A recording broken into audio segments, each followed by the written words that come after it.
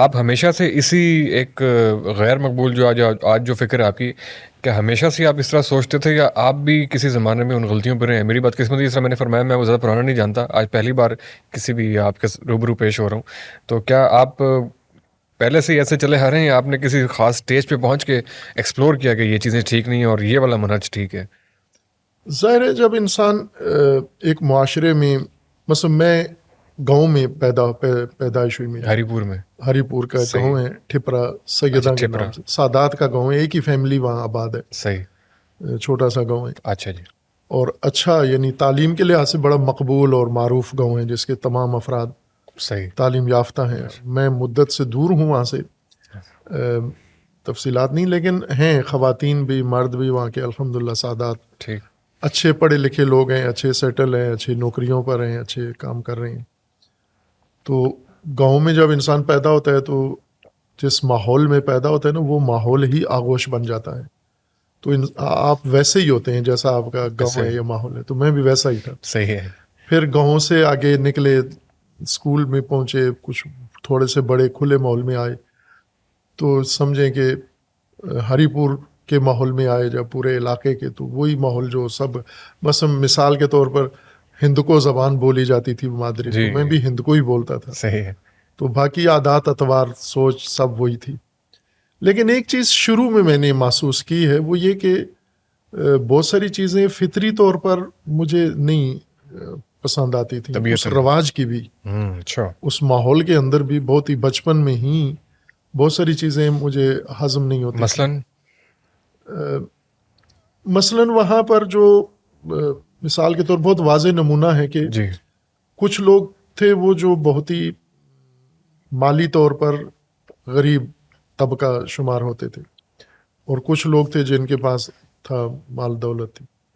تو جب میں وہ دیکھتا تھا، وہ غریب آدمی جو ہے، جو بہت محنت بھی کر رہا ہے، تھک بھی رہا ہے سب کچھ، اور اس کے اوپر جو تشدد ہوتا ہے، ناانصافی جب اس کے ساتھ ہوتی تھی، تو وہ ہضم نہیں ہوتی تھی کہ یہ کیوں ہے یہ.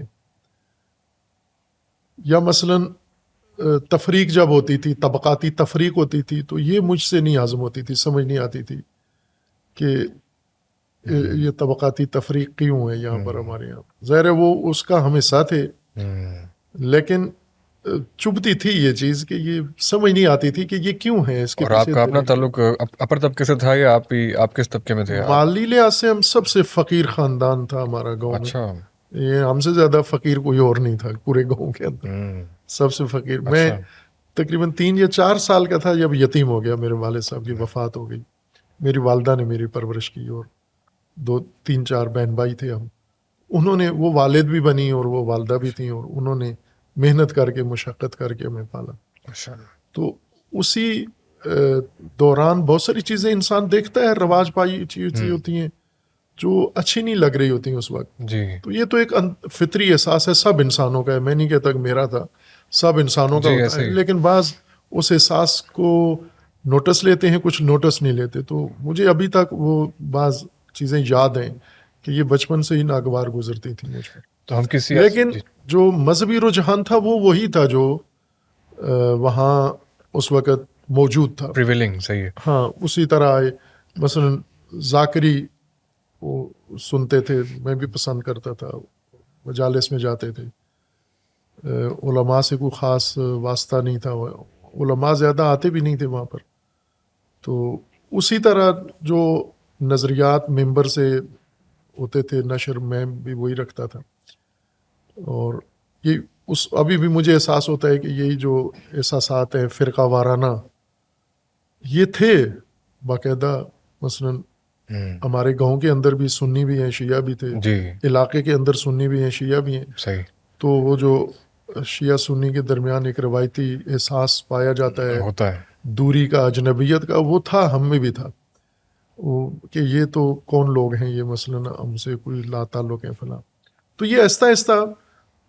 لیکن جب مدرسے میں آئے تو پھر ہمیں ایک نیا ماحول ملا وہاں پر.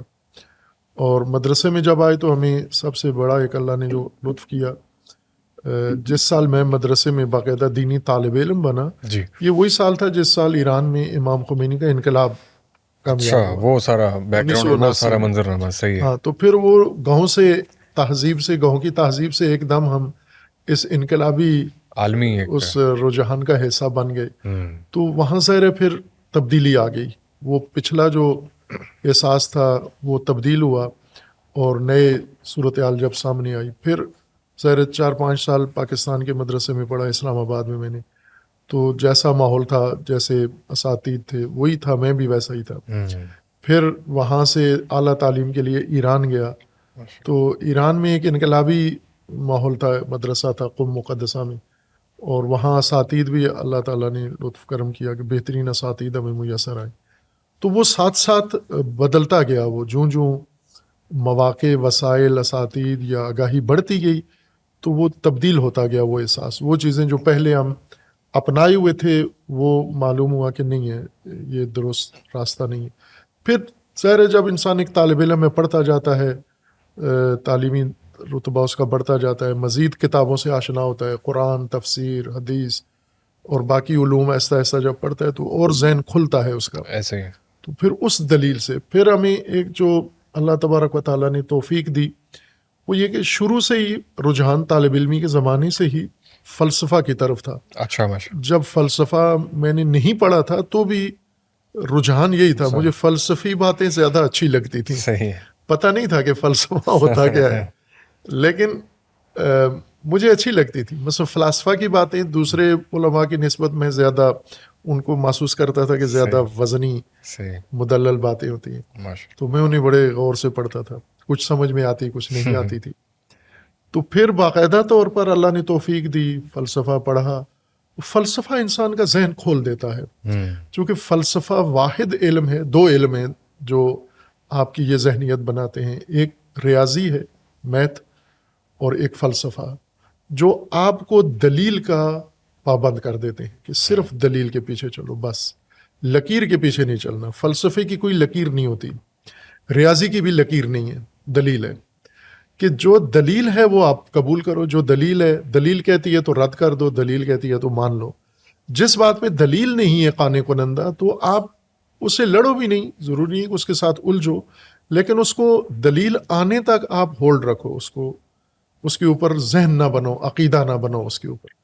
تو یہ بھی ایک مدد ملی پھر اس علم کی وجہ سے کہ بہت ساری چیزیں جو پھر عملی زندگی میں، معاشرے میں نظر آتی ہیں کہ ان کے اوپر تو کوئی دلیل ثبوت نہیں ہے، تو ظاہر ہے ان کو پھر انسان سوچنا شروع کرتا ہے، پڑھنا شروع کرتا ہے.